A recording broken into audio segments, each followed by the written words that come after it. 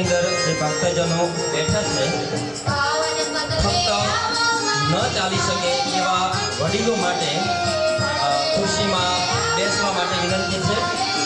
અન્ય ભક્તજનો સર્કસમાં આપણે જોડાઈ જવાનું છે.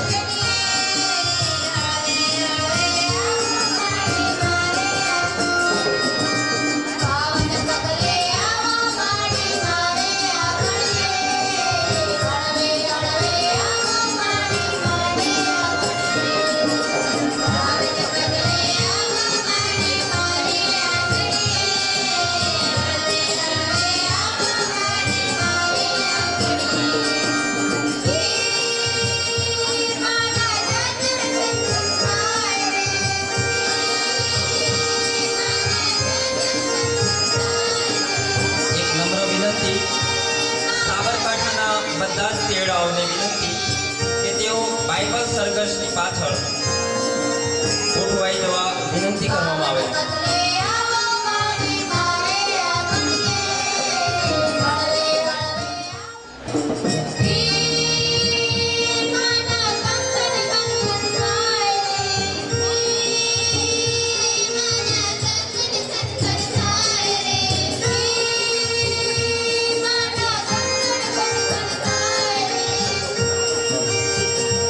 મંડપની અંદર જે ભક્તજનો બેઠા છે ફક્ત ન ચાલી શકે એવા વડીલો માટે ખુરશીમાં બેસવા માટે વિનંતી છે.